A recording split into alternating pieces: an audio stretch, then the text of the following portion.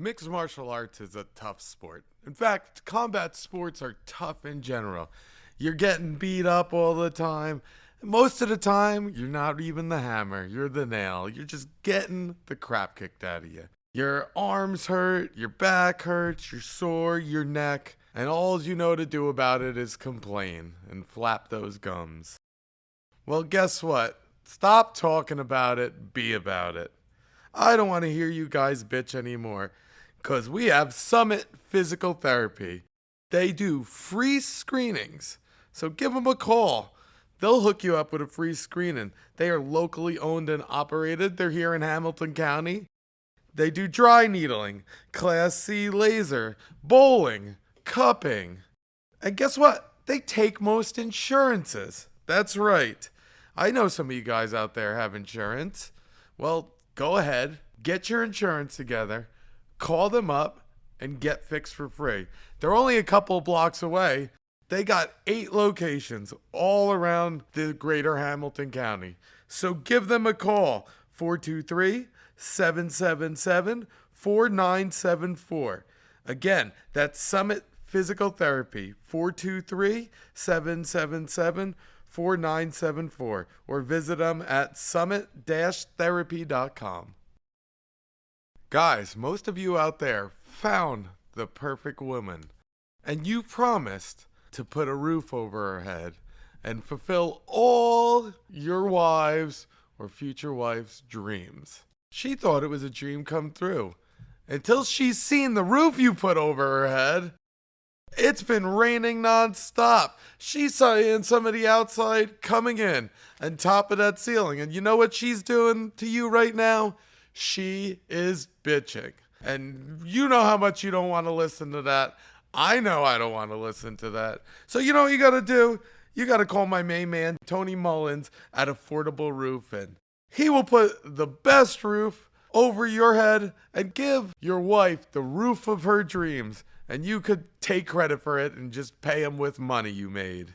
So give my man Tony a call at 423-593-9605. Again, get your wife to stop bitching by calling 423-593-9605. That's the original Affordable Roofing. Or you can visit them at affordableroofinghd.com. Hello, listeners. I know what a lot of you are thinking out there. I know mixed martial arts, and I have my gun, so I'm safe in any situation. I got it. Well, what if a car falls on you and you get trapped? What are you going to do? Are you going to shoot your way out? No. You're going to have to lift that car off of you. Oh, but guess what? You didn't take advantage of 10/8's personal training's free training session. That's right, your chance to work with Captain Cranberry and learn to lift cars off of your children that are hurt in the worst case scenario. What are you waiting for? Really, what are you waiting for? I'm going to hit the gym. I'm going to get better next week, tomorrow. No, that car could fall on you now. So you need to be prepared. 10/8 personal training. 951-445-3133. That's my man, Captain Cranberry. Again, his number is 951-445-3133. Brown and Whitworth. I don't know what to say about him, because I don't know much about Brown. I know Chip's awesome. He's sponsoring this podcast. He sponsors some of the fighters. I think he sponsored all of them. Chip, you're the man. Thank you, Brown and Whitworth Foundation. I don't got any jokes for you guys today.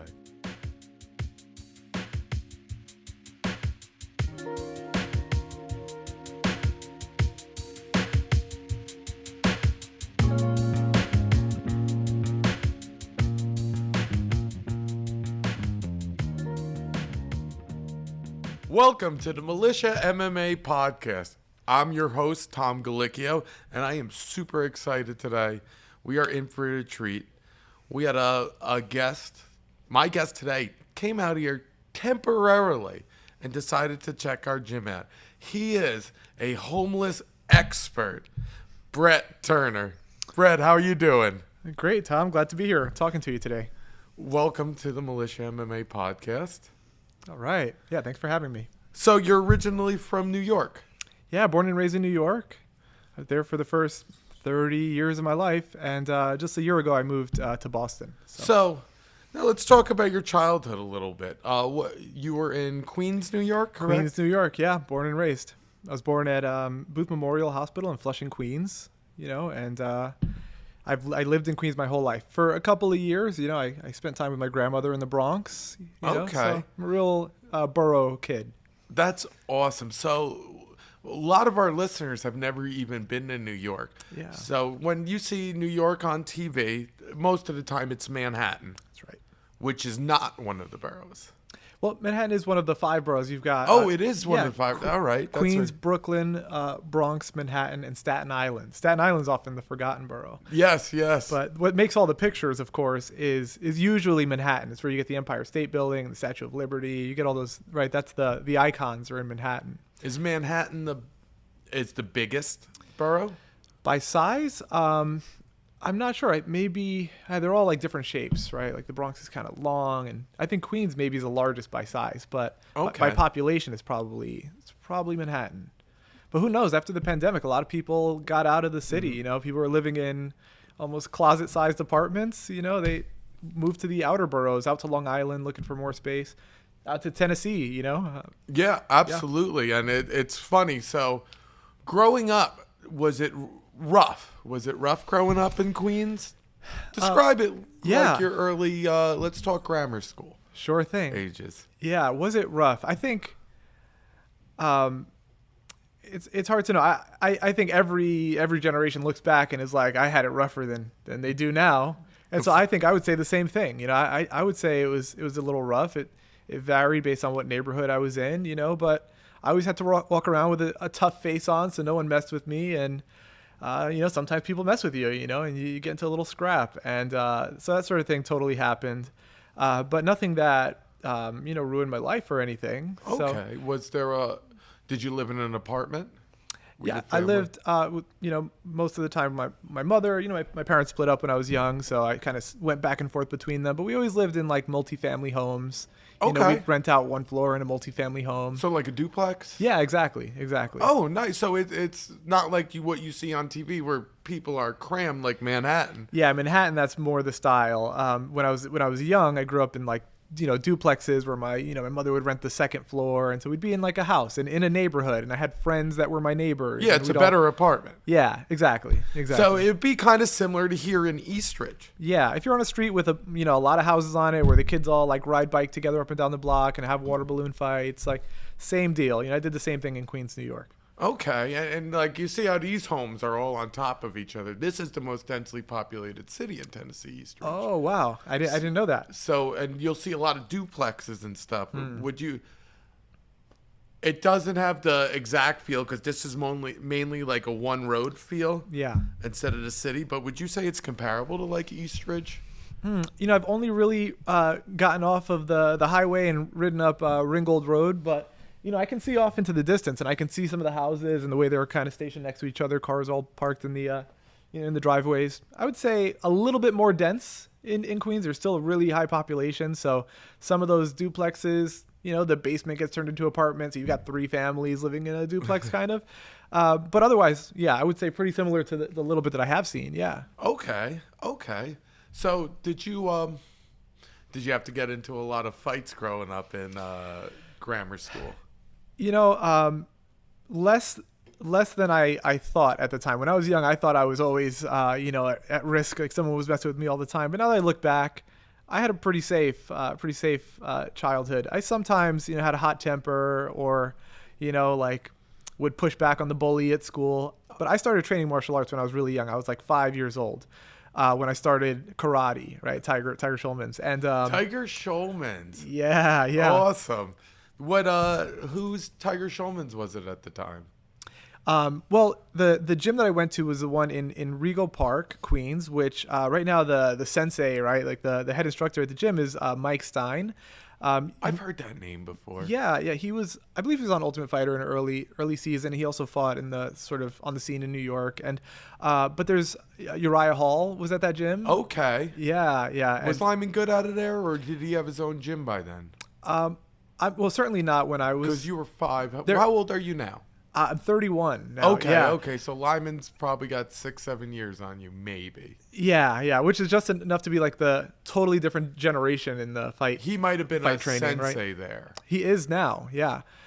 So Tiger Showman's might be the biggest chain, right? At least in the Northeast. I would say it's the biggest karate chain. Yeah. I don't know if any of these Gracie Bajas took over 10 Planet. 10th Planet and Gracie are like jiu-jitsu focused and definitely are big chains. Yeah, Gracie's probably bigger. Yeah. Chains. Yeah. But I think that's the biggest karate chain in the world, Tiger Showman. Well, Tiger Showman's moved out of the sort of karate Yes. focus, and now it would be Tiger Showman's MMA, mixed martial arts. It's always TSK to me because that's what it was. The commercials as a kid, right? Yeah. Yep. And I wore a karate gi as a kid, and I was learning the forms and my nunchucks and all the karate like stuff. But I came back there as an adult actually a few years ago to keep training, and yes, TSMA now, Tiger Showman's Martial Arts. Rebrand. I remember they switched over. Rebrand, which is a Smart, good foresight. move. Yeah, good foresight. And they were always kind of teaching MMA. I mean, their fighters, Jimmy Rivera, Lyman Good, Shane Burgos, they're all super talented fighters. And yeah, I'd say I got great. I've trained at a bunch of gyms, and I had phenomenal training there. a lot of talent in the tri-state area for MMA and combat sports in general. Yeah, and even outside of the kind of fight game, there's I went there as a kid. I think that did really great things for my confidence. It also, this, like when you train martial arts, you learn not to mess with people, right? Like unsuspecting folks might be, like have real good skills, and you also lose the fear that makes you like antagonize people, right? Because I think a lot of bullies are like doing that out of fear, like to deter people. But when you're not as scared because you train and you get that discipline and self-confidence, I think you're less likely to be a bully and also less likely to like give in to, especially if you've been fight. humbled a few times.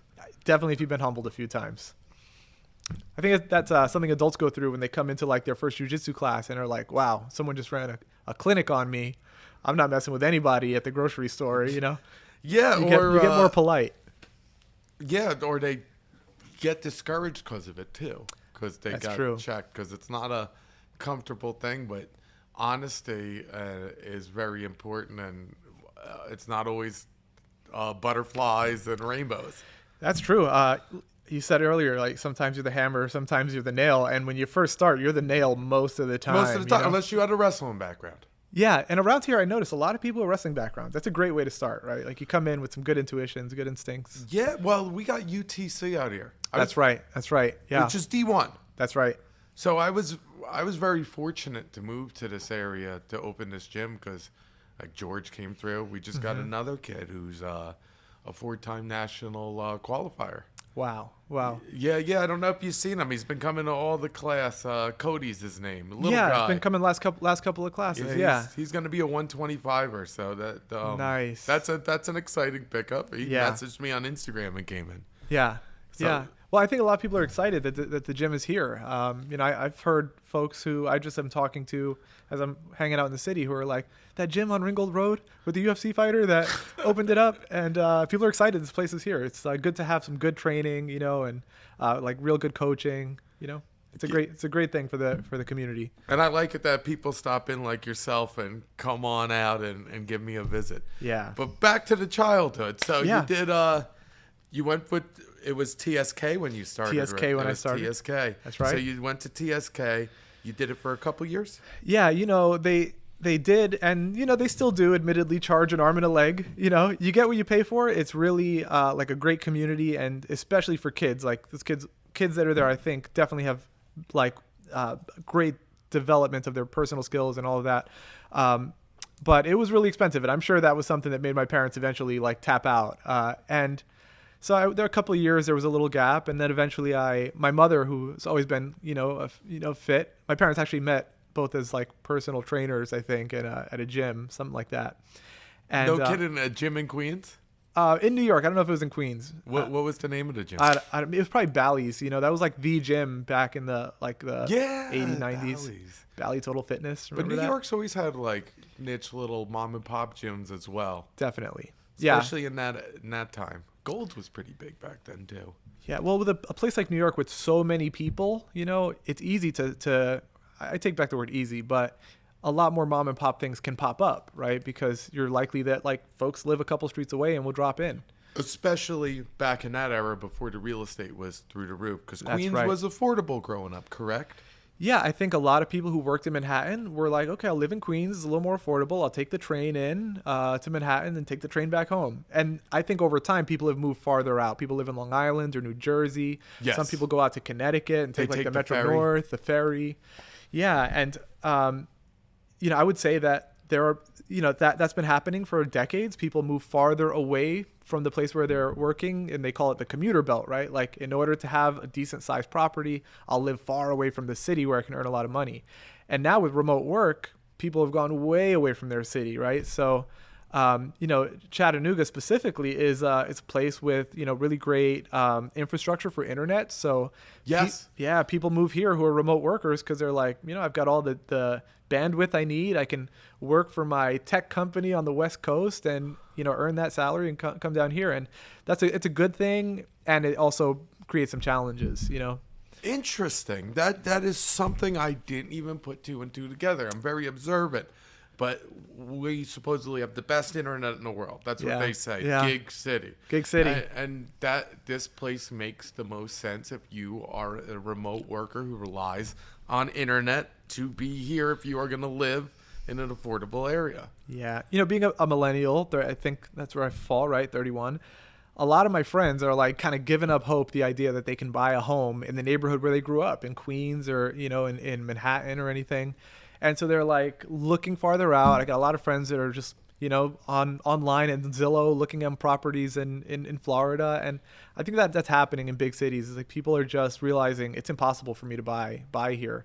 And then they buy in other cities, like folks, buying in Tennessee. And that's really good for, my friends, of course, or for folks who come down here. And especially if you come down here, become part of the community and, enrich the community in ways. But it also creates a challenge, right? Because as folks from coastal cities, or just from economies that have like higher median incomes and stuff, buy properties here because it's affordable to them, they drive up the prices of homes for people that live here. So now you've been living here in Tennessee, and you think you want to buy a home in the neighborhood where you grow up, but the market now has run away from you. You can't afford. And so I think it just kind of passes the buck of that problem of not being able to afford a home in the place where you live. Yes, and even here now, we've had affordable rent, and now it's looking like rent's going up to $1,500 for a 2-bedroom, 2-bath. If you want to move into my not so great apartment with Section 8 next to it, it is now $1,500 for you to enter. That doesn't count the $1,500 down, and then your last month's rent. So you're already $4,500 out the gate to live into an apartment that doesn't care about maintenance. Right. Because I bet the landlord themselves, right? Especially if they recently bought the property, they can hardly afford maintenance. Depending. Well, it's a company that bought my. Oh, so they may not care about maintenance, right? Yeah. You make more money being a slumlord. That's right. Well, but now it's $1,500 here in Tennessee. Oof, yeah. And now that's like what I was paying to rent a house in California, which was cheap. Yeah. In my area.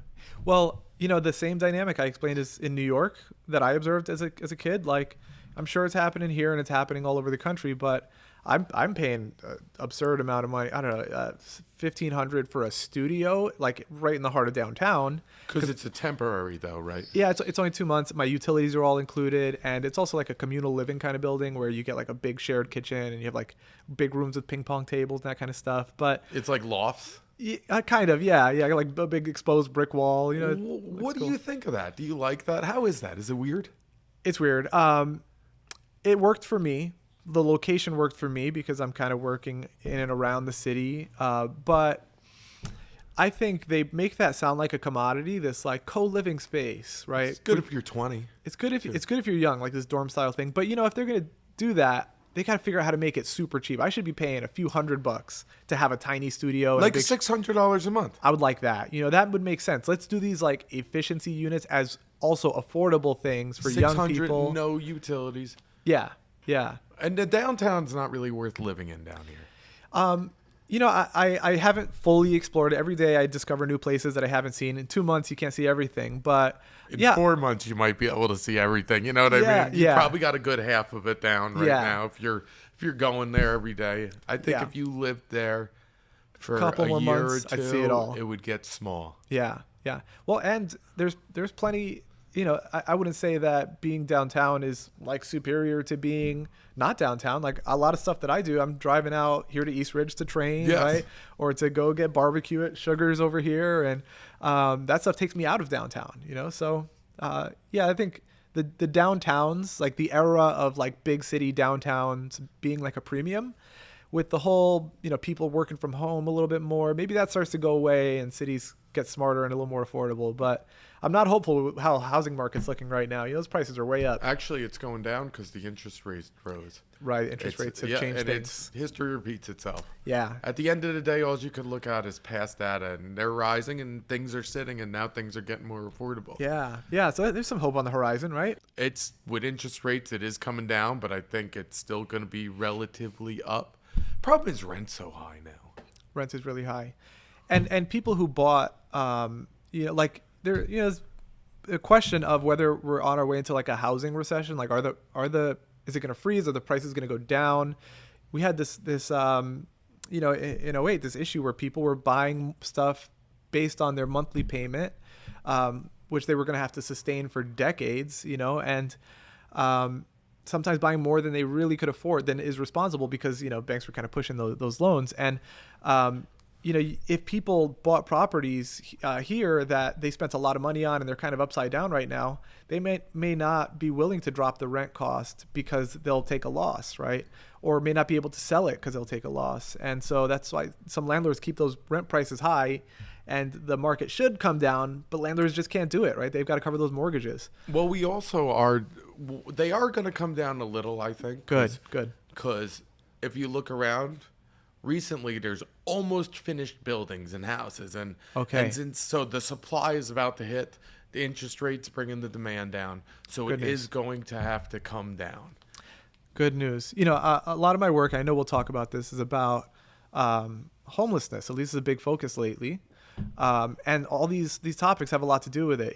If you're someone who's like scraping by paying your rent and, something happens, you get some kind of expense, it might be what breaks the bank, where you decide I can't do this anymore. And some folks end up like deciding I'll spend a few months just living out of my car, or couch surfing, and that kind of thing happens when you're in a housing market that's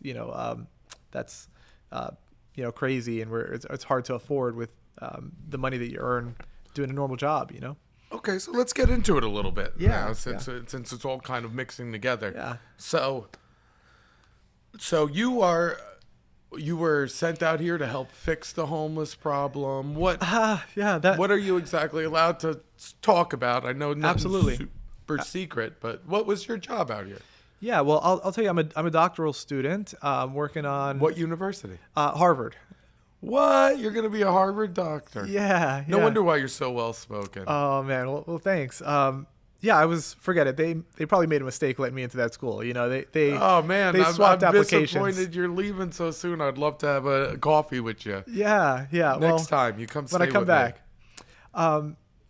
They probably swapped applications and like accidentally got mine in because I was shocked when I got my acceptance. But why were you shocked? What made them? You obviously had the grades. I didn't have great grades my whole life. I was a smart kid, but I was also kind of in trouble. I was always like, especially in high school, I was more worried about being popular than about getting good grades. Of course. So I didn't do. Because you want to get chicks. Yeah, that was it. That was the focus of my life. Nerds don't get chicks, unfortunately. That's right. Yeah, that was my focus. Maybe now they do. They definitely do now. They definitely do now. It's nerd culture. There's definitely been a shift. Yeah. It'll shift back too. Yeah. Yeah, well, I'm trying to ride the wave of nerd culture by going to Harvard, and I got my fiance doing nerd stuff. So, did you have good grades in college though? So, I actually have a bachelor's degree and then a master's degree, right? So my bachelor's degree, I would say I was like a mediocre kind of student. I showed up to class most of the time. Queens College, the City University of New York, the public university in my neighborhood. Why'd you go public? Well, for me, almost didn't go to college right away. I had a job, minimum wage, working at the Botanical Garden, actually, in the Bronx. Okay. I was driving trams around. I was driving around these like Ford F-450s that had like 48 passenger trailers attached to them, and I was just narrating tours. And I thought, and I got like a raise to like $9.50 an hour, and I was like, I'm on the up and up. Do I even need to go to college? That's what I was thinking at 17, 18 years old. So I didn't go right away. And then that's not a bad move though. Yeah, because your brain develops more. You're still a kid at 18. I think it's a crazy thing that we have 18-year-olds like go to college, pick a major, which will have all these consequences for what you'll be able to do afterwards, and even the idea that that's the path, right? Like get out of high school, go to college. Like I wish for myself that I would have known clearly what the options are. Like I could go learn a trade.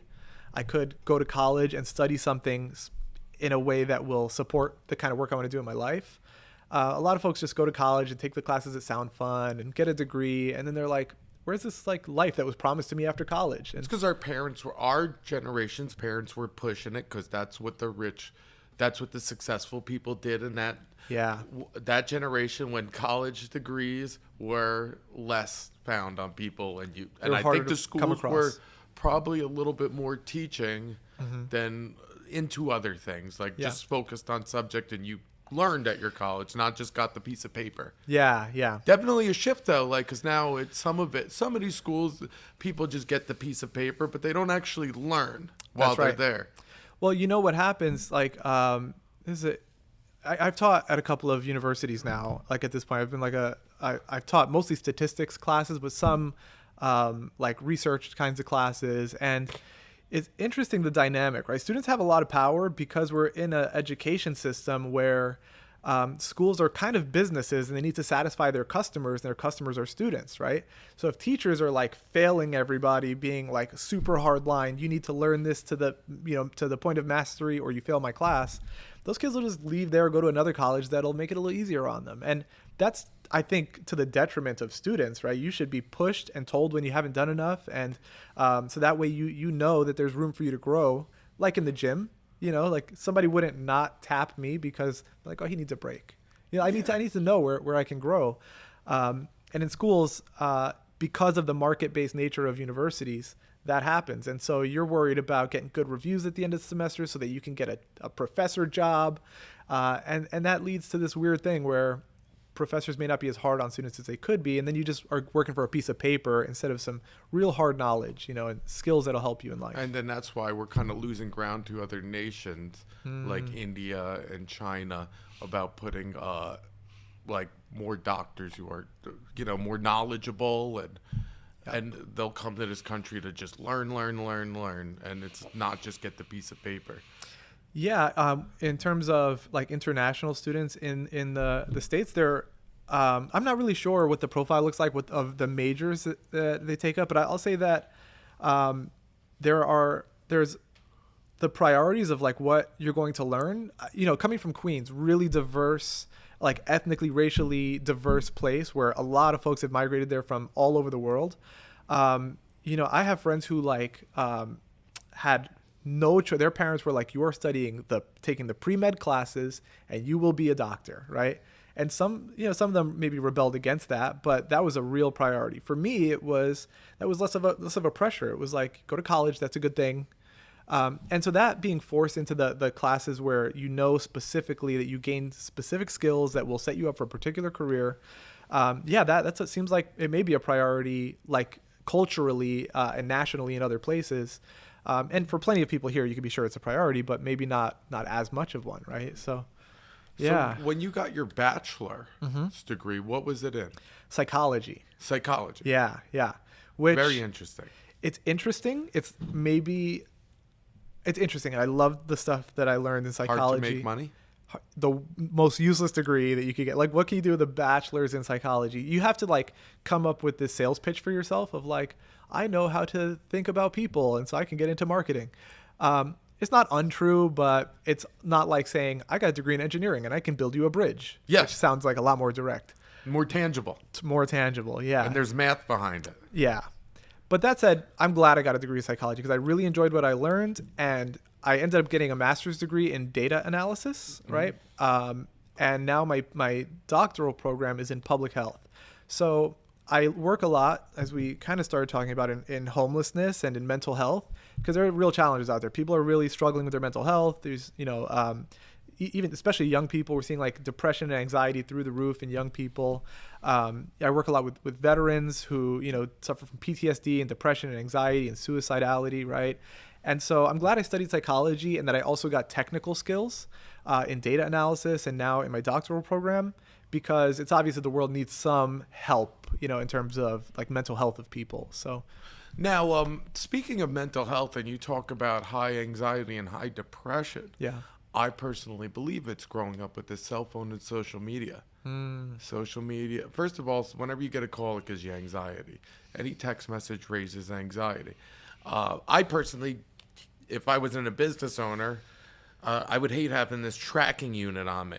Yeah. Like anybody could reach me at any time, and you have no privacy where you just shut off. But like social media, Instagram per se, it's a lot of compete, a lot of jealousy, because everybody's their own PR people, putting filters, making themselves more beautiful, showing only their wins, winning championships. Me as a fighter, I see people like, oh man, maybe I should have did a little more. Or I see them winning this, that, and the other. It creates like, it becomes negative, and then it's like a compete culture. Yeah. Which is all just lies, because most of life is losses. And I think we see high anxiety and high depression because of that. And also anxiety because we're also constantly being stimulated. You see kids with headphones in nonstop. You see them connected to this. There is always noise. Ears always working. Eyes always, attention rate down. Yeah. Instant gratification is something that it's more available now. It's yeah. something we couldn't do 30 years ago, 20 years ago. It became easier to get gratification, but now I think the social media and the cell phones and easiness are part of the problem. I think you're definitely right. And for a lot of those exact reasons, definitely the comparison culture is that I think affects young people the most. I think young girls are kind of the group where we've seen like studies that demonstrate exactly that, right? This kind of it's really bad for your mental health for you to be comparing yourself to other people, especially when you're young and kind of maybe pubescent and like hormone ridden and like worried about how you're perceived, and now here you are comparing yourself to others even more than you already do at that age. There's also like, I find I'm having this problem. I'm thinking about, I got to shut my Instagram down for a little bit. I go to Instagram almost like it's a cigarette break. Like you open it up and scroll for 20 minutes. Okay, put it down. And I tried to put a limit on there, right? Screen time limit. So after an hour, tell me no more Instagram for the day. And I blow right through that thing. Sometimes I'm getting out of bed and it's like, you've hit your limit. I'm like, oh man, what could I have done with that hour? Wasted time. Yeah. Wasted time. And it's like, if you keep checking, don't worry, check it at night because all that shit's going to be there still. Going to be there, yeah. And it's getting, I noticed a difference in Instagram, at least. That's kind of where I spend the most social media time in the last few years. It used to be where I just kind of went there and I saw all my friends posting like pictures at a barbecue or whatever.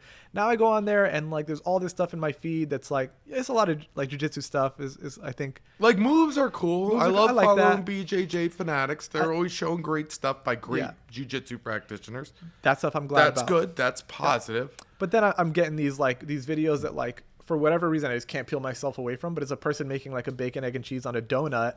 And I don't need to watch this, and it's You're like, not going to taste it at the end. I'm not. And it's killing my brain. And I'm here for an hour in the morning watching these kind of useless videos. And so definitely imagine being a young person and like, I don't know the science here on what it's doing to your brain. We know like if you go out for a cigarette break every couple of hours, like your body's going to be craving that cigarette break. I feel my body craving that Instagram break.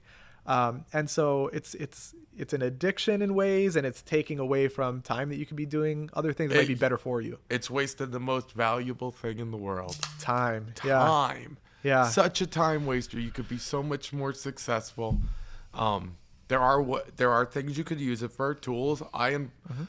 I wish I didn't have to have one, honestly, but I'm a business owner, and I'm a little bit of, I was on the Ultimate Fighter, so I get to be an E-lister celebrity or whatever, a person of interest.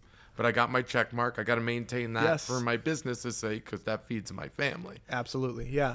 And like I said, I think there was some portion of social media that I really enjoyed, which was there are family members who are kind of farther off, family members who don't text me, but who like a picture and are like, glad to see you, you look great. And those like little threads of connection to family, that was, I think, the point, at least when it was first pitched, like the Facebook thing. And Instagram, I liked keeping up with my network and feeling like, people who I haven't spoken to in a few years, I see what their life's about. And, I feel like maybe I can reach out and it's like less weird.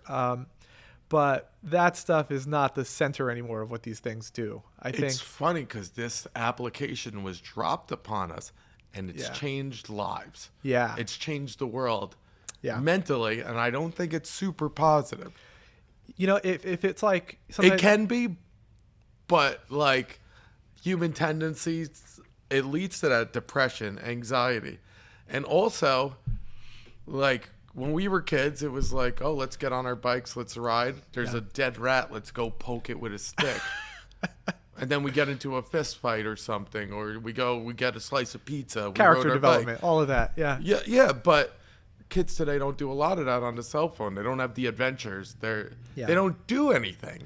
Yeah. But laugh at videos, judge, feel, internalize anything instead of go having some experience, have fun, or bad experience out in the real world. When I think back about elementary school, right, grade school, I hardly remember sitting in the classroom, although, I'm glad I learned my times tables or whatever. Like, what I remember is like after school, the water balloon fights, or like playing handball in the park, or basketball games, or just riding bikes and whatever, and hanging out with friends and having conflict, like someone you're avoiding because you kind of have some drama with them, or people you're looking for, and that those like relationship dynamics are you practicing for the real world. And as young kids lose that, I think for a few reasons, not only the technology, I think there's a little more fear about like letting your kids out in the world these days, because I don't know if the world's gotten worse or if because of the news we can see worse things that happen, and now it makes you feel like, let me be careful, let my kid out by themselves in the world. But yeah, they lose those types of those character developing experiences. So you have kids program here, and that kind of thing I think is the way to make sure that your kids like have those developmental experiences. Get them like signed up in camp, hanging out with other kids, with friends and family, and coming to train and doing this kind of thing. I think it like really serves an important developmental purpose. It really does. It's actually what I think. I got a theory. Let's hear it. Yeah. It's gonna sound crazy. Love a theory that talking and facial expressions are on the way out. Once they drill these phones into our heads, once they put the chips inside of us, and we're able to communicate, we're gonna be all walking around going like this, and if I want to talk to you, I'm going to lean my head like this. And then you're going to lean your head to me like this. And our brains are going to connect, and it's going to go, LOL, ha ha ha, smiley emoji. Right. Because everybody's here. And I think we're also seeing a shift in service industry, like, because the kids who grew up with technology, because we didn't. That's why I don't think we're so much millennials. Yeah. Because we didn't grow up with technology like that.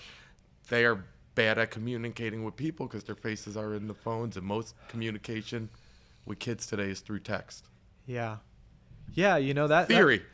Well, I don't know who's working on it. Elon Musk is working on that, like the Neuralink stuff. I don't really know anything about that company or what it's doing, but one day we're gonna like blink text messages to each other, and yeah, it'll be a sad day for interpersonal communication. But you're right, like the nuance of like, your facial expressions and gestures and conveying your emotion and just, making other people understand you, that's an art, and you develop that like on the playground, to start. So yeah, I do. You do have to wonder, and then you develop. Not only do you not develop the good things, you develop some weird things when you're making faces mostly at a camera to record and upload, right? Like some of those TikTok videos that I watch, I'm like, this would be strange if I was watching you in person do this, right? It's all interpretive dancing. It's Wow, yeah, it's interpretive dancing. Interpretive dancing is back. It is. And it's so, oh my God, so whack. I don't do TikTok. Here's how I feel on social media. But those TikTok videos make their way to Facebook, even to Instagram. Yeah. I know. Here's how I feel on social media. I got my Instagram. I got my Twitter. You ever see curling, the sport curling? Curling? Like? No, like with the thing on ice.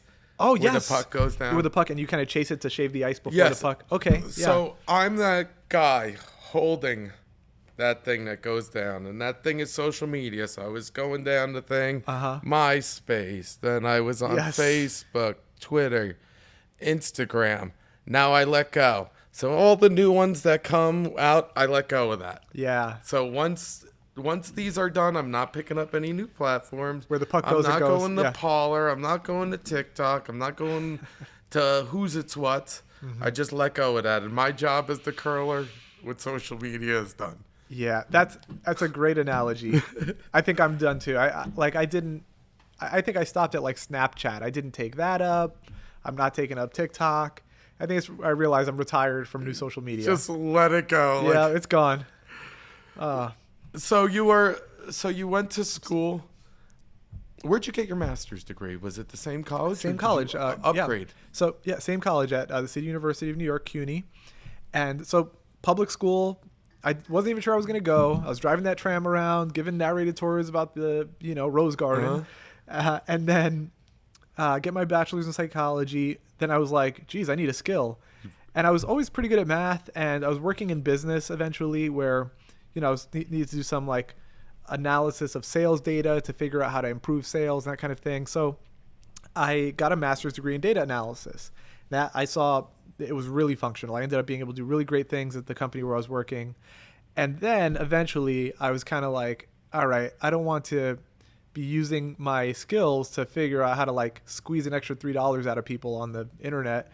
I'd rather, do work for people's well-being, like what can I, like, obviously there are problems out there in the world that we should be solving. The lowest problem that anyone could be trying to solve is how do I get more people to buy this miscellaneous thing on the internet? So I applied to PhD and doctoral programs in public health. And I did that during the pandemic. Actually, in New York, the whole world shut down. So I was just like looking at my four walls. New York was like a Nazi camp. It was shut. I was scared too because New York, when you see all that happen around you, you start to freak out. Like, what's going on? So I was like Lysoling my grocery bags on the way into my house. Not me. We were in Southern California. Yeah. But we were in LA or San Diego. But we're still a big city, but city like this. Yeah. We were all like, fuck that. Fuck the government. They're not telling us. Our governor, our mayor's like, I own hair salons. I'm not shutting down my businesses, and I'm not going to tell any business what they should do to feed themselves. Yeah. Henderson's closed down for a month, but we still ran pro practice, and I ran a night practice for the pros and the grapplers, my team. And after a month, he's like, we're opening up. The cops would see us every morning and wave to us. Yeah. But you guys were bad. So was L.A. and San Diego. Mm-hmm. And but good old Temecula was like, fuck that governor.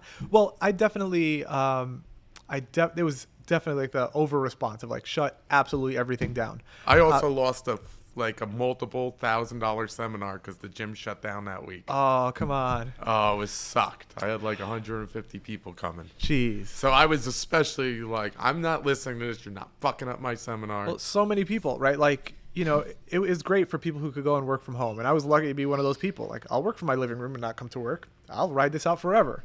But plenty of people who like need the world to be operating to make a living and take care of themselves. And that shut down. And that's really hard on people. If you lost your job, I don't know what the numbers are, but I've done a lot of work in suicide prevention. And, I answer phone calls on that. I had a buddy who killed himself during the pandemic. Suicide's on all time up. Yeah. And people talk about all this inflation, and they blame either party. Mm-hmm. I'm going to talk a non-party stance. The problem is why we have all this inflation is because we shut the economy down for 2 years. Yeah. That's it. It's impossible to ignore you shut everything down for 2 years, everything reopens. You also like send everyone money, like you pump that amount Everybody of money into comes the back system. into the world with a bank account and they're Yeah. like, oh, I enjoyed this not working thing. Yeah, exactly. And I don't know, I have to imagine that there's something about the like war in Ukraine that has an effect, and there's something about I think all these things like add up to create this like storm where here we are, and it's like runaway inflation and Of course. And both sides have done things to cause inflation and things have happened at an all-time high, and I think it's because we are at a weird time in our life where we're very like trend followers. Mm-hmm. Like it's like on to the next, on to the next, on to the next. Yeah. But media, we got news compounding with social media, compounding back by news. So it puts that little number in that corner that news and media are blowing things up. Yeah. And really, if people didn't look at stuff, we wouldn't be in these messes and give enough attention. Yeah. Yeah. Well, on the suicide front, like I answer calls on the, that 988. I'm sorry, I go all over. No, I'm going to follow you back here. So I answer calls on that 988, like suicide prevention line. I do like a volunteer shift once a week. That's what I was doing before I came here. And people do call in like in panic. Like, I lost my job. I don't know what, I'm not going to sleep outside. Like I'll take my life first. That's a road that people go down. And I wonder, like, when you shut down the whole economy, how many people like fell right into that? Like, I'm not going to become homeless, And that actually, for people who become homeless, you see the highest rate of suicide is right before becoming homeless, and it's because of that like sense of impending doom. Like, I'm not going out to live on the street. But I gotta say, in New York, there were they had like trucks, or like storage containers where they were storing bodies because of the death count. So, and New York's small enough that you walk past that sort of thing, but big enough that there are so many people that even if the death rate of COVID was extremely low percentage-wise, there were so many human beings in New York that like literally morgues ran out of space, and so they had like shipping containers outside, and that made you feel scared when you're like walk in your neighborhood and there's like a shipping container outside of a funeral home. That's terrifying. So of course, you see these bodies, and then you have the news telling you. Oh, yeah. And so I felt like you feel stuck between those things. Like, you shut down the economy and ruin people's lives. And also, like, people really get sick, and especially older people, right? Like, you kind of live life as usual, and then you get your grandmother sick, and you carry that guilt forever. You feel kind of pinned between these two things. It was a tragic, crazy time. But also I think we've also taken, with all these creature comforts, we've taken the duty to take care of our bodies and not take our lives for granted. Yeah. Like, it is your human duty to make sure you are exercised. You keep your weight off. You could have a belly, but don't be obese. Make sure you could run a mile without running out of breath. Like, learn how to defend yourself with something. Learn how to shoot a gun, but you got to take care of your body, and you shouldn't expect, like, because if some disease comes along and you didn't take care of your body, it's nobody else's fault but yours for taking your life for granted. I think you're right that it's your duty to take care of your body, and I don't think that's taught to anyone in any like reliable. Like, you go to school, and so it's your duty to learn your times tables, right? Like, sure, and that is true, right? Like, you need to learn the fundamentals needed to keep society functioning. Yeah. But it's also your duty to take care of your body, and that is not, I don't think, as much a priority and if you don't get those habits when you're young, it's hard to pick them up as an adult, right? Like, I'm glad I trained as a kid and that I enjoy training. I'm really glad you got a school here, so when I take 2 months in the summer to hang out in Chattanooga, I can train 5 days a week, But if you don't do that, right, like you see, it's hard work to stay healthy, and I think we expect that healthy is the baseline, but with the kind of food that we get, especially here in Chattanooga, forget it, with the barbecue I've had, the meat's a better quality here. It is good quality, but the amount that I've eaten, please, I really shouldn't. But if you go get the chickens in California are a lot more like processed. Pumped with stuff. You get better quality meat here. Yeah. And that matters too. Definitely. You get better quality produce too. Yeah. But they do know how to make a vegetable clog your arteries. They sure do. Yeah. Yeah. So I think we expect that like healthy is supposed to just be the norm, the baseline, but the way that we've developed food to be so delicious and so packed with calories. Like you could go get a triple decker cheeseburger with bacon and blue cheese on a donut right now somewhere. And like you do that and almost every meal can be that exciting. Like it's going to take real hard work to stay healthy when that stuff surrounds you. So it's so easy too. You got to train hard. You got to train hard. You got to work hard to eat clean, You mean I can have a fried chicken donut sandwich with bacon and all I got to do is throw $12 at it? It's like 8 minutes away from you right now. And then I can take a picture of it and everybody could be, ooh. Yeah, and then you can scroll your phone for half an hour after, Then you could see it and be like, where the fuck's he finding that? I don't want one of those. Exactly. Oh, man. Yeah, so, the well-being, taking care of yourself, definitely, as related to COVID, I think we're in a weird cultural place where for whatever reason that can't be mainstream to say like take care of your body, work hard, get out to a gym, careful with what you eat, right? Like where that can't be the frontline message. It should be the message all the time, not only during the middle of a pandemic, right? Like we've had obesity epidemic in this country for decades now, right? And it's largely related to those things, right? To the food and the lack of activity. And it's not to everybody's body is different. I get on that scale and that number is strange to me. And I told you when I was young, I was like 17. I asked Master Katz, Steve Katz at that gym, I want to fight. And he asked me how much I weigh. I told him 160. And he called over another 160 pounder in the gym. And what did he look like at 160? He was stocked. He was huge. And he was like, you going to fight him? So get out of my face. And we have different body types and we weigh our weight distributes differently. So like, you get on the scale and those numbers can be weird, but when you're healthy, when you're eating clean, you're training hard, and when your body can get through a day and feel good, and that should be the mainstream message. And that for whatever reason hasn't come through yet. I mean, honestly, you could make things simple. Like if you eat right, you exercise, and you be honest. Yeah. Like that's like 3 things. Yeah. Put those Honesty on the wall. Isn't always kind and fun, but if you eat right, you exercise and take care of your body and you're honest, that's probably the 3 main cores that most important things as a human. And besides like be kind to others and stuff. Definitely. I put the be kind to others in there too. Yeah, we could put those on the wall. Well. I think those are evergreen. Like those. But sometimes honesty is kind and it isn't kind. Yeah, don't be kind in the at the expense of being honest, right? Yes. Yeah. So it's find the also balance. like do charity, but don't post about it. Like don't. Charity is charity unless if you speak about it, it's not charity. Right. Well, the social media that's self-serving. Has created so much of that, like popularity contest type of charity. Oh, like he's good. He's this. He's a good guy. Look how But it becomes do what I say, not what I do more often than it doesn't. Yeah. Honesty is one of those things that's harder to find, and it takes, even if you're a people pleaser, which is a trait. Mm-hmm. Which will sometimes make it be hard to be honest because you just don't want to hurt the person too. Yeah. So it's like you're lying with good intentions. I think some people are more at risk of that than others, and I'm definitely like a people pleaser type, where you're a very kind person. Thanks. You set a good My example. mom enjoyed the hell out of talking to you. She's a wonderful lady. Yeah. But go on. Don't let me cut you off.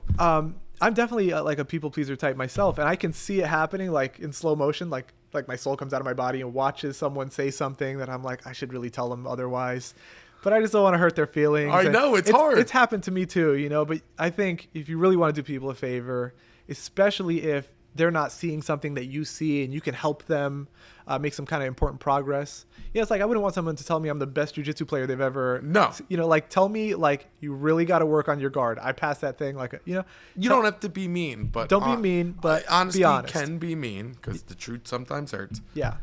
But yeah, it's and tough being honesty is hard.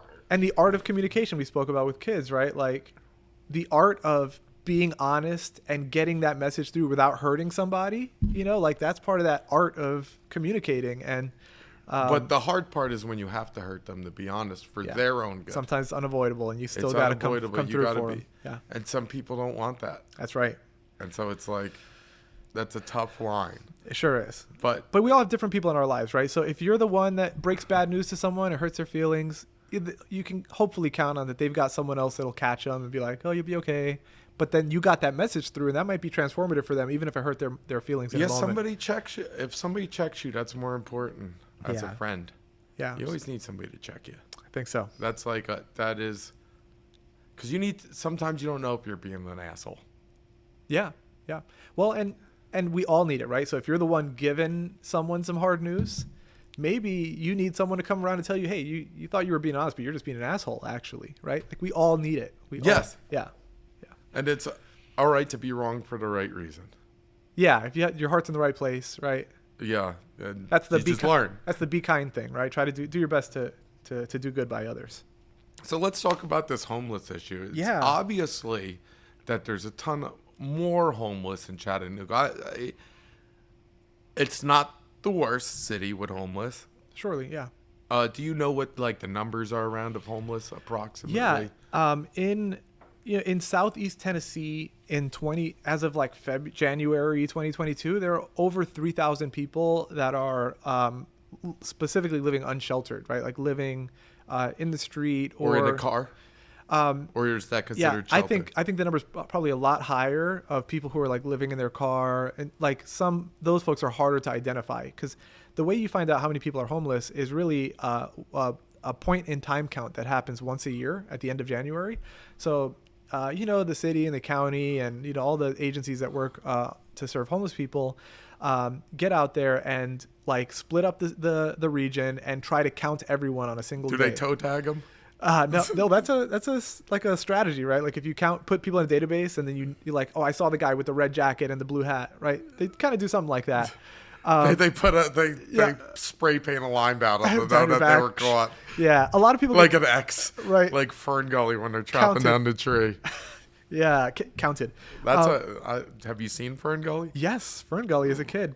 Yes, all right. That was yeah. So go on. Sorry. That was almost a scary movie. And it made me feel wrong on the inside. It sure did. Good villain. Man, the oil was the villain. I know. It's like an environmentalist movie kind of for kids. I know. You don't even see it like that. You just see it as like, what a movie.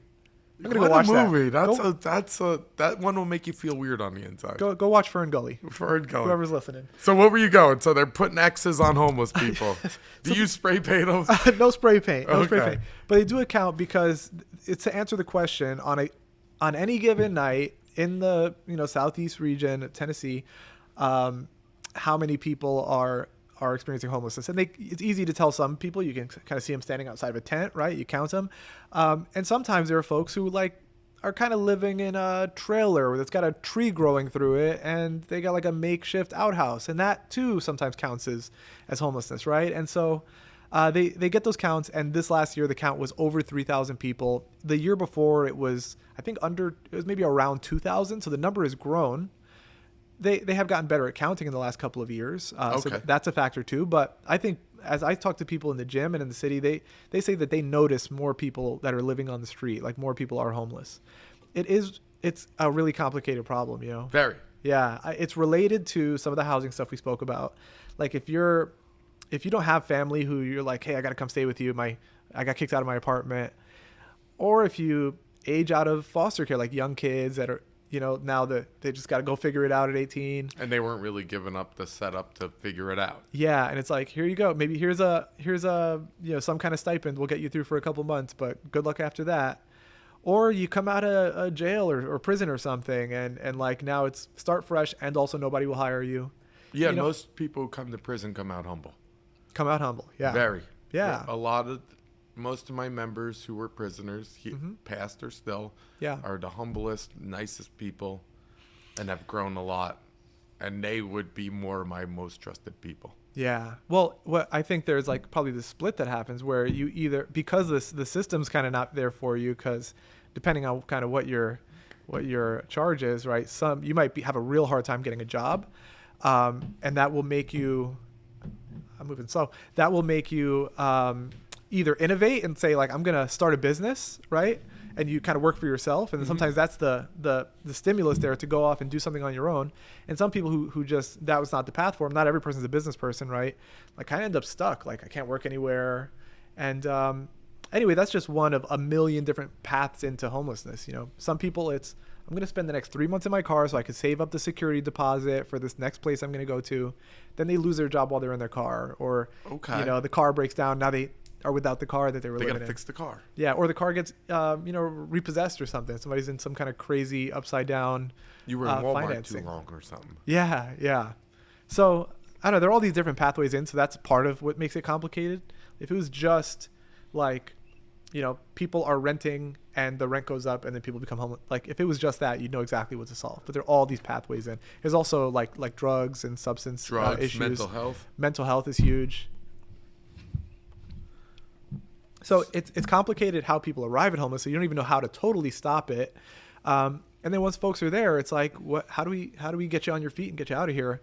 And then there's a big divide on like whose responsibility is that, right? And it's a question that is worth asking, right? Some people feel like, I think being in the South is obviously a real different political landscape to being in New York, in the Northeast, where there's a lot bigger attitude towards social welfare. Like, you take one out of every $4 out of my taxes anyway, you might as well help the homeless, right? Yes. But I think there's a different attitude down here. I do think that people are concerned for their fellow citizens, and want to see like the city, the county, the state like take care of homelessness, like address this.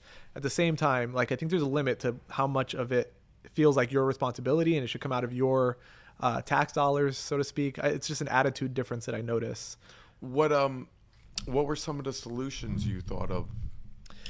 Yeah, well, so I certainly wasn't gonna come down here for 8 weeks and like solve homelessness, but I saw a lot less. So you might have did done. I do it? I drove past this road where there's all these homeless in front of this one building, and they weren't.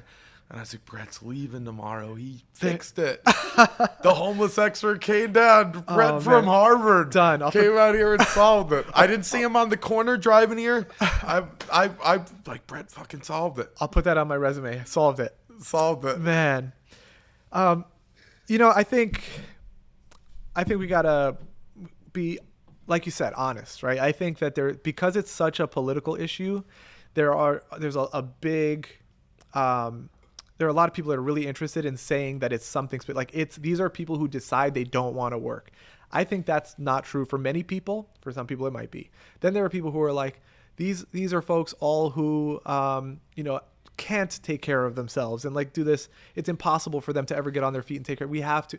And that too is probably not true for everyone, but it's true for some people, right? And I think like with so many issues where we kind of come up to these extreme ideas about what problems are, it's probably like somewhere in the middle or a mix of all of it. And so you gotta figure out, I think really, what's the mix? How many people truly, if you just get them an apartment, will get on their feet? Like that'll be enough for them to get a job and to get to be self-sustaining. For how many folks do they really desperately need like some kind of, like treatment, right? Like some kind of like rehab type services, so that they can get to the point of trying to work towards being self-sufficient. I think those things are important, like figuring out what people's needs are and getting them specifically the help they need. And down here, man, I gotta say, it's because you don't have like snowy winters, but everyone who's homeless lives on the street. I think if you're homeless on the street for a week, it probably destabilizes anything you got planned, right? You suddenly, a week in this heat or in that rain that just hit 2 days ago, you're probably not showing up to a job interview the day after that. Right? Yes, you got to get through the elements. Oh yeah, yeah. And for about getting, like, you probably like look like a disaster, right? If you, I come to the gym or obviously I go home and shower after the gym, but I like go out for lunch, get back home. I'm like, geez, I need a shower because I sweat walking to get lunch. You took a sweat bath. Yeah. Imagine you live outside in a tent with no bathroom, no shower. You can't shave, clean up. You got no change of clothes, or your change of clothes is kind of rained on. All that stuff, like, it just crushes your plans, And so I do think one of the important things is you need like a shelter, a homeless shelter. Yes. That's not to say that homelessness should be permanent. We got to build a building that's like the homelessness complex, but it's so that when people do experience homelessness, they become homeless. It can happen. It can be for a short period of time, right? Like, I become homeless. I kind of spend time in this shelter. I deal with whatever I'm dealing with. And they have a job placement program. Yeah. And then a counselor to tell it what your issues are. Case managers that kind of help you get the right, and then get back on your feet. And I think if you literally just have like a shelter, a roof, bathroom, and shower, and case managers that are like, what are your problems? Yeah, you're going to need the people, or else it's going to become a project. Oh yeah, you don't want to need counselors. You're going to need people.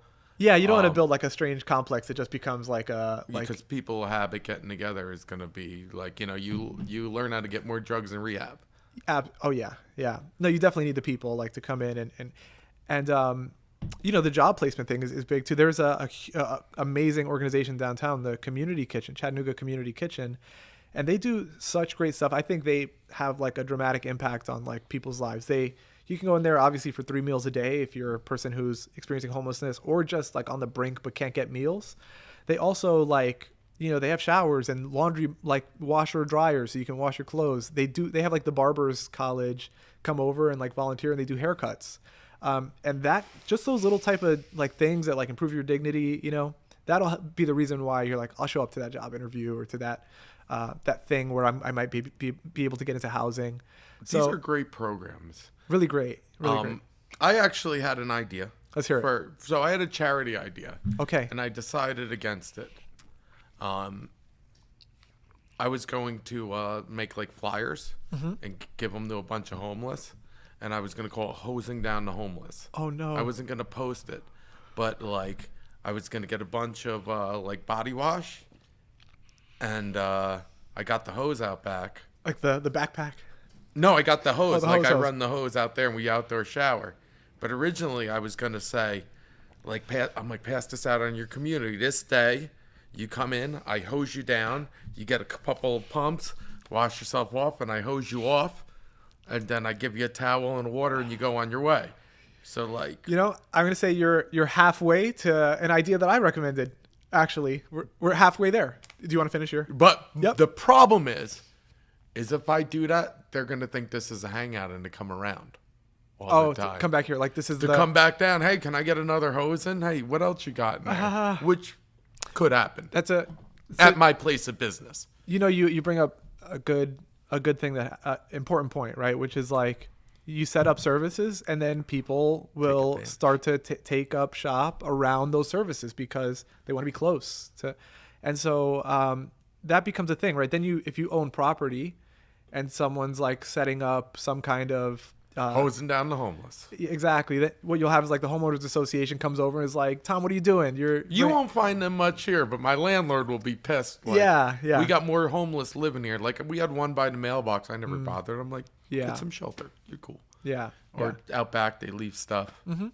Yeah, because you have nowhere to store stuff. It's just crazy how like all the infrastructure, and especially I can't imagine being on a street, not being able to shower, no restroom, no laundry, and like worse so if you're a woman. I feel like that's like a tragedy. And right now in the region, like 50% of people that they found to be homeless are women. Like that's almost half. It's almost half, right? I took statistics. And so that's rare, right? Or not rare, but new, right? Because I also traditionally it's single men who become homeless. Right. And also if you're a pretty girl, the odds of you being homeless and not finding a guy to live to put up with your shit. Like you don't see good looking homeless girls. Or unless sometimes you do, you see them on the down. Yeah. But most of the time if a girl's in distress and she's good looking enough, like she could find a savior. Yeah, if you're born with those, if you carry those assets of just being attractive and people want. If we went homeless, we would have to dig ourselves out. You're a good-looking guy. You'd find a savior. No, I wouldn't. Trust me. I'm lucky I got Steph, and But honestly, we would have to be a little bit more self-sufficient. If we were a homeless girl who was good-looking, we could probably find a guy if we didn't have a man dragging us down, which would be the issue. Yeah, a lot of times that is the case. I hate to be sexist on it, but I think a lot of times domestic violence even is like a thing that sends women into homelessness because you kind of are relying on a man, right? And that's how you and like a lot of your like your housing or your money, right? If you end up in a situation where you're dependent on a man and that man becomes violent or abusive, and you decide you're going to get out of here, like get out of here to where, right? That's a rough situation. Yeah, and Very. a lot of times women end up in shelters, and there are specific shelters that try to be there for women that are fleeing from domestic violence.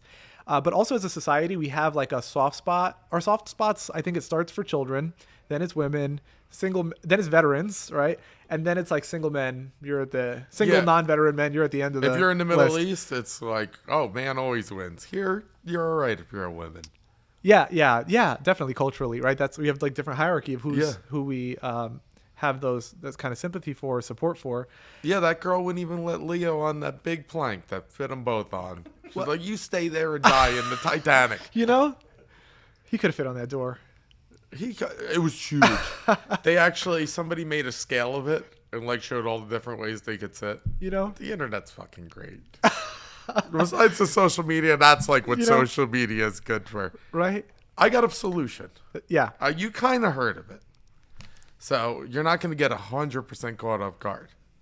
So first, we offer all the aid, all the help, a lot of good ideas, a lot of good programs.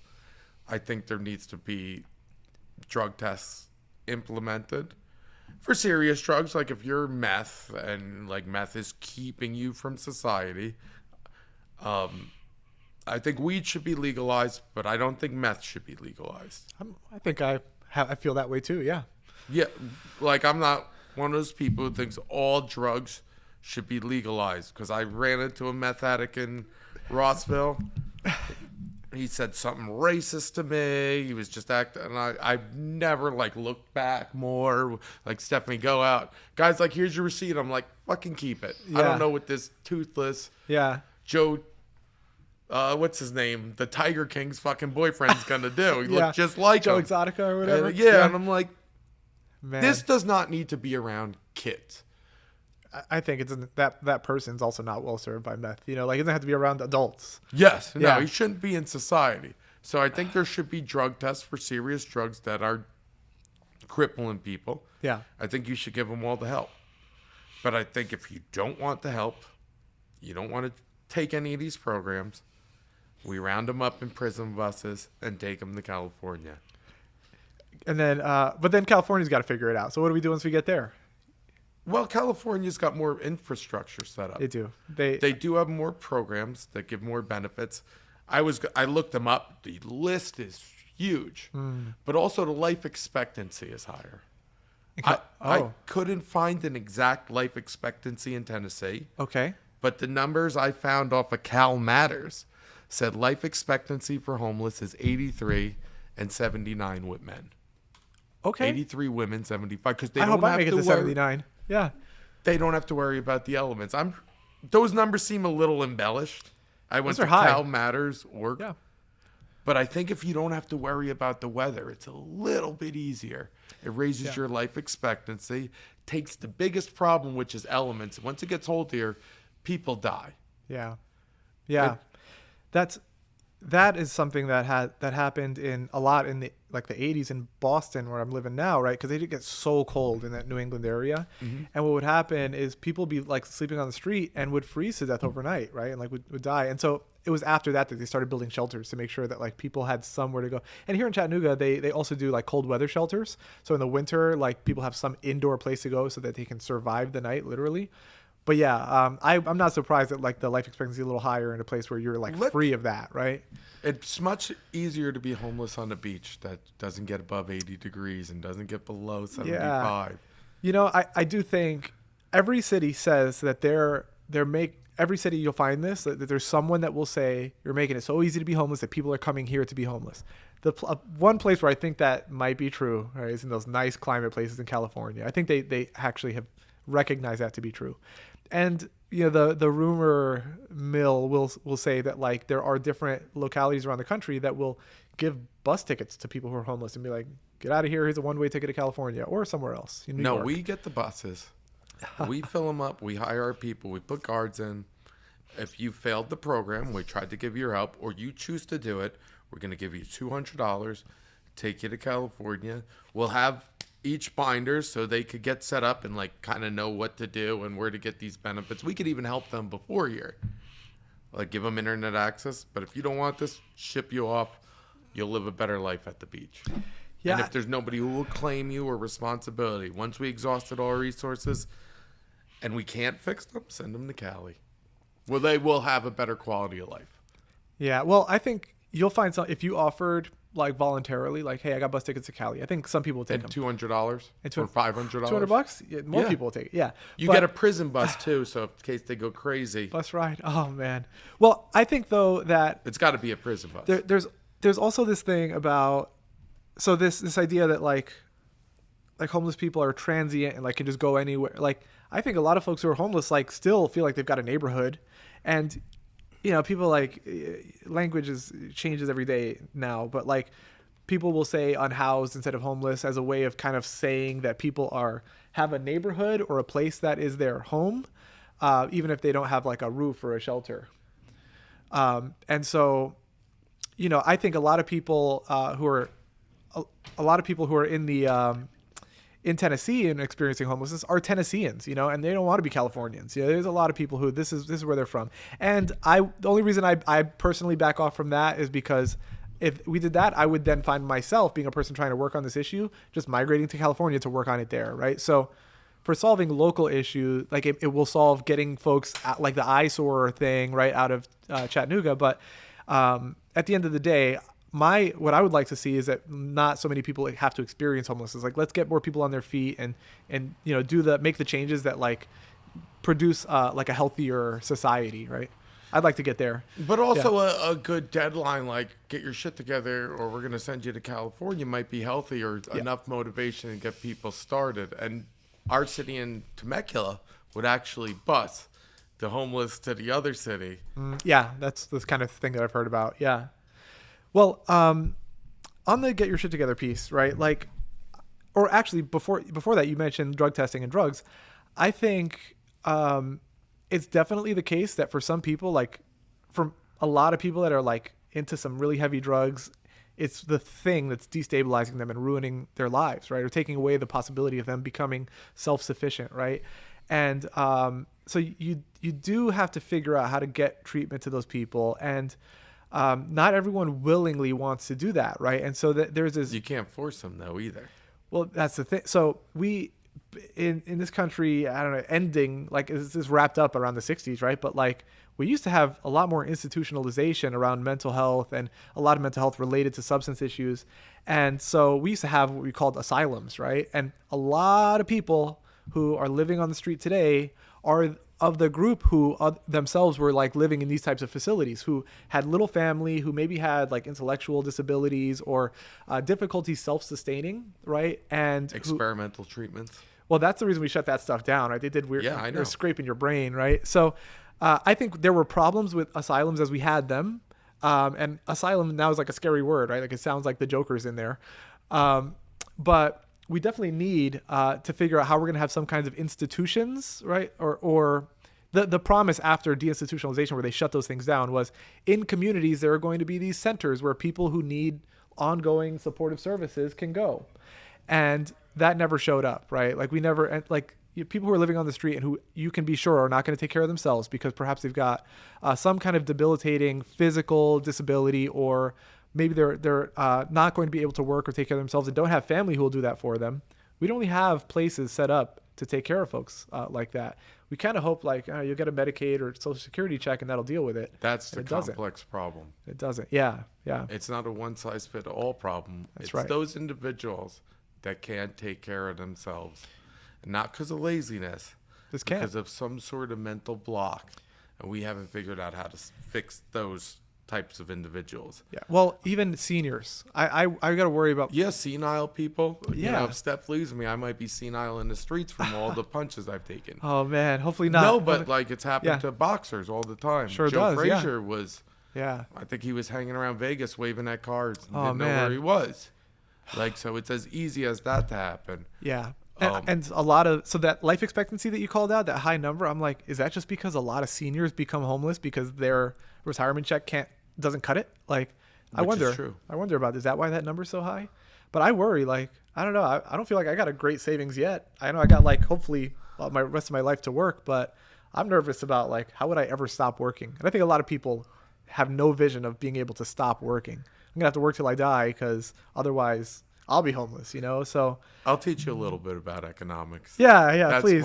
That's my interest. Set me up. Yeah. I will. I'll gladly discuss with you. Man. Well, Brett, thank you so much for coming on the podcast. Oh, it's been a pleasure. I'm going to be talking with a professor. This is going to be, you got to come back. Come back, visit me. We'll have you back on the podcast. Yeah. This was a very valuable podcast. Kind of gives our listeners some insight. Yeah, I want to put a disclaimer on the end that, like, you introduced me as an expert, but that is not the case. I just am a person who, for a few months now, maybe a couple of years, has been thinking about these issues and looking at numbers more than the average person.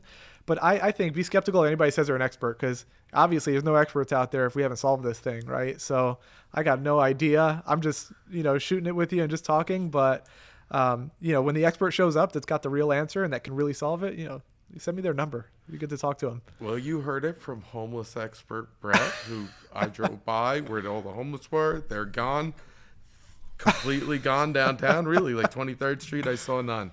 I usually see them all. Brett solved it. Thank you so much for your community service. You want to give a shout out to your wife or anything? Oh, I love that woman, Sophia. She's in New York waiting for me. I'm going to get in my car and drive back up to New York to pick her up so we can get back to our home in Boston. It's like West Side Story. Yeah, but if I get a shout out to the gym, right? Militia MMA. It's been great to train here. I came here and I thought I was just going to be eating ribs and, chicken wings. And, I was able to show up and train every morning. And, I know being a pro fighter is like an exciting life, but this has got to be as important, right? You got people coming in here and doing good things with their life, and kids coming in like we spoke about. I love it. I get to hand people wins. Yeah, amazing. Heck amazing. Yeah, and to have you come in well over 40 times, 50 times from your month being here. Oof, yeah. It's been amazing to have you. Thanks, Tom. All right, guys, that's it. We'll see you next week.